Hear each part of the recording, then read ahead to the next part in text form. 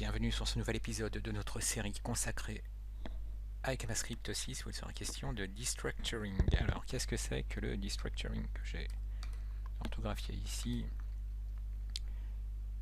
C'est tout simplement ce que vous voyez au départ, c'est perturbant, on ne comprend pas trop ce qui se passe, on voit bien qu'à droite du signe égal on a un tableau, mais à gauche du signe égal on se demande pourquoi on a ce qui ressemble à un tableau, et pareillement avec les objets, on a un objet auquel on est habitué à droite du signe égal, et un objet qui se trouve à gauche du signe égal de manière surprenante. Et bien en fait, on va reprendre étape par étape tout simplement. En deux mots, le destructuring, ça permet d'extraire des variables, mais qui ne sont absolument pas dépendantes les unes des autres. Ça, c'est une variable qui est totalement indépendante de cette variable-là, et qui sont extraites de ce tableau-ci.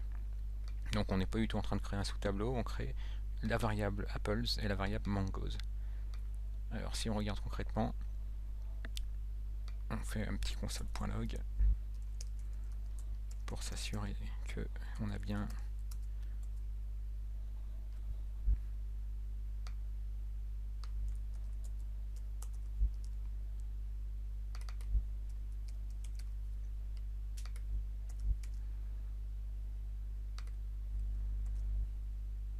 on voit bien qu'effectivement on récupère la valeur d'une variable qui a pour valeur pomme et une autre mangue. Alors vous remarquerez que si qu'on a sauté en fait une des strings du tableau, tout simplement parce que ce qui nous intéressait c'était la première variable et la troisième. Si on avait par exemple eu encore une variable ici, par exemple des poires,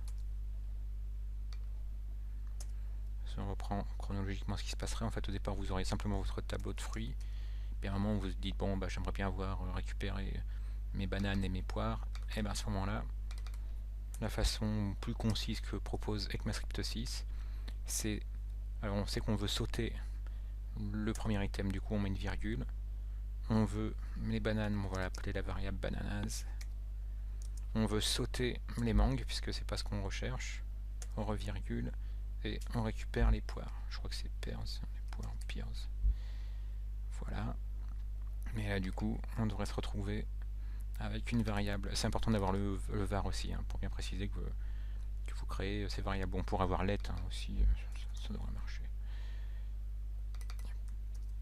Donc là, on devrait bien voir dans la console, du coup, les valeurs des variables qu'on vient de créer à l'instant. Voilà, banane et poire. Donc ça, vous avez vu pour le tableau, il y a une espèce d'effet, ce qu'on appelle un effet miroir. Comme on a un tableau à droite du signe égal, et ben à gauche, le destructuring, il a besoin d'avoir des crochets aussi. Alors que dans le cas du destructuring d'un objet, on va faire la même chose que tout à l'heure, on va dire qu'on avait un objet chien par exemple, et on est intéressé par le fait de récupérer par exemple le nom et l'âge du chien. Et ben on peut faire du destructuring aussi, sauf que là au lieu de mettre des crochets, comme on a à faire un objet, on met des accolades. Et là en revanche, c'est pas la position qui compte, c'est le nom de la propriété qu'on essaie de récupérer.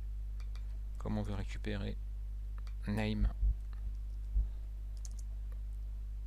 on tape name et enfin, en tout cas je copie et colle, et on veut par exemple la couleur, on va dire qu'on veut la couleur color, et du coup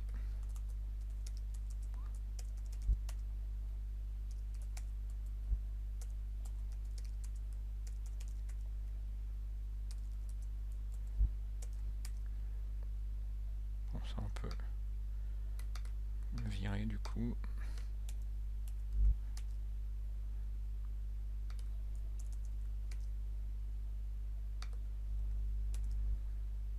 Voilà, on voit bien qu'on a deux variables qui ont été créées, dont la valeur est le chien et noir.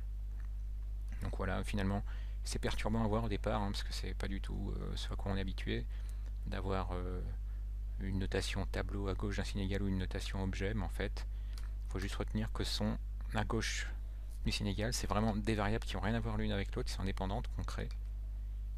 Pareil pour le tableau. Et donc ça s'appelle le destructuring. Merci d'avoir suivi cette vidéo et à bientôt.